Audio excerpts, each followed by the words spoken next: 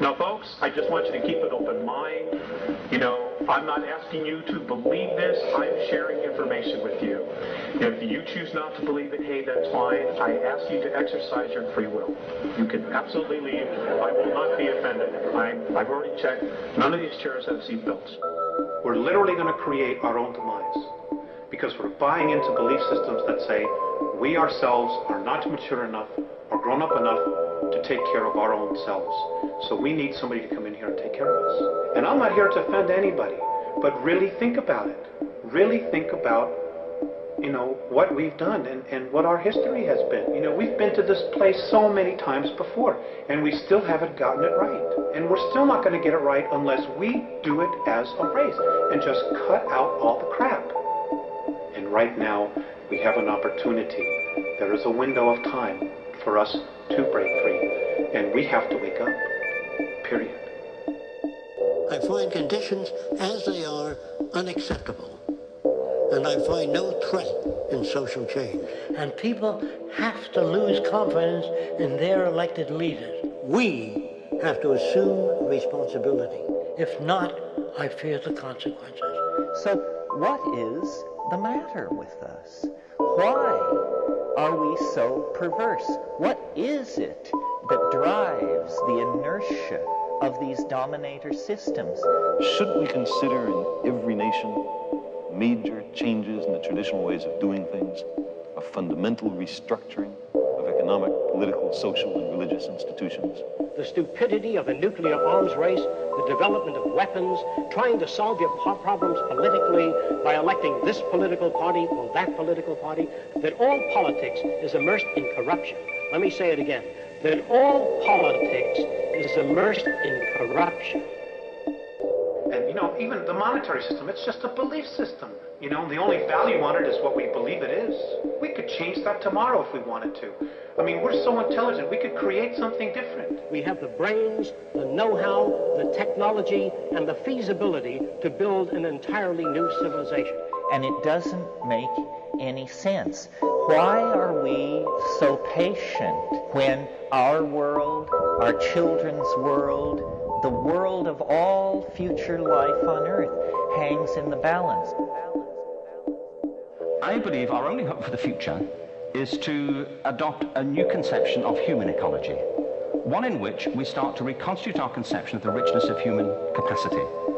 Our education system has mined our minds in the way that we strip mine the earth for a particular commodity, and for the future it won't serve us. We have to rethink the fundamental principles on which we're educating our children. We want to create a real future where our kids will have an opportunity to be whatever they want, to live in an environment that's clean, that's free, where they can have water to drink. And our task is to educate their whole being so they can face this future. By the way, we may not see this future, but they will. And our job is to help them make something of it. As long as we accept the temporary solution, the problem will go unsolved. It'll be solved for you and me right now, but not for our children. There are no Negro problems, or Polish problems, or Jewish problems, or Greek problems, or women's problems. They're human problem, not an American problem or a Negro problem. And as a human problem or a world problem, we feel that it should be taken out of the jurisdiction of the United States government and the United States courts. And that's it. We need to stand up as a race, exercise our free will, and say, you know what? We don't want to live this way anymore. And this is what has to be done on a societal scale. And it is not as difficult as we may wish to be assured by the establishment. We talk about civilization as though it's a static state. And there are no civilized people yet. It's a process that's constantly going on. We're not civilized. It's an ongoing process. As long as you have war, police, prisons, crime, you're in the early stages of civilization, what they call civilization. Until you realize that you're symbiotically connected to nature, and that nature is an emergent process where you have to change constantly, where you realize that you being dogmatic about any point of knowledge is inherently destructive. Once you realize that, you can begin to see a different world where there's ego and bias, all of these things begin to fade, because there's no such thing as static knowledge or information. So most people don't even understand how easily we're influenced by our environment. Every person that we encounter, every single situation that we're faced with, every little word that's said on television may not seem too influential to our conscious minds, but your unconscious is designed specifically to let every environmental signal influence you without your awareness. And yet here we are, literally creating all this. That's how powerful we are. That's how powerful our minds are. Which is why there's been so much focus on brainwashing, on trying to make us victims, or believe that we're victims. Because the minute we wake up and we take a step back, detached, and see our situation for what it really is, they've lost control. It ends there the minute we awake. We believe that our problem is one not a violation of civil rights, but a violation of human rights. Not only are we denied the right to be a citizen in the United States, we're denied the right to be a human being. The time is really coming when people are going to have to stand up and be counted. I think humanity is now in what I call a final exam as to whether we qualify to stay here. And I'm not talking about political leaders. I'm not talking about religious leaders. I'm talking about humanity. This is the most serious business that we could be about. This is what we were born to do. And I, for one, am not ready to stand mute witness to that kind of an atrocity. We're going to do this thing, just as the automobile phased out the stagecoach, just as television stepped in and phased out the old vaudeville and the old motion pictures, that history and technology is respecters of no society, no individual opinions, but it moves on. And we've got to be prepared to face the future. And so it's possible to figure things out. We can do science, and with it, we can improve our lives.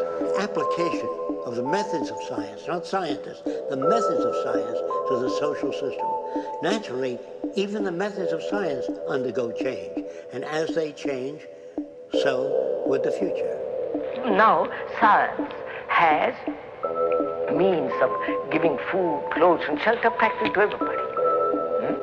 So the point here is tremendously perverse misdirection of resources, a tremendous patience with institutions that have proven that they are either ineffective or actually the enemy. So it comes back to people taking personal responsibility for what they think, what they want to believe, and what it is that they want to create. So what is needed is an awakening. A transformation of the mind. And we are the generations, strange as it may seem when you survey the world today, we are the generations, I passionately believe, who are going to love the world into the paradise it really should be and was always designed to be. Changing the world is not something in the future anymore, or I hope it'll be better for the kids. It's here and now. A new consciousness is developing which sees the earth as a single organism and recognizes that an organism at war with itself is doomed. We are one planet.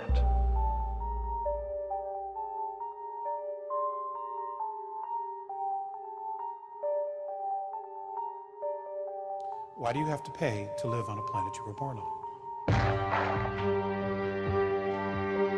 Now is the time. Now is definitely the time to make some changes. And I know you guys are. You know, I know you're so dedicated that you've made the time and put the resources together to come here to hear the speakers, to make the changes within yourself, to share this stuff with your friends and share the DVDs. I know that. We have an opportunity here to create a new paradigm, a new domain of knowing. It just takes leadership. You're going to be the ones that are going to stand there in your communities and say, look, this is what's been going on. This is what it is, and this is what we have to do. It's no accident that you are who you are.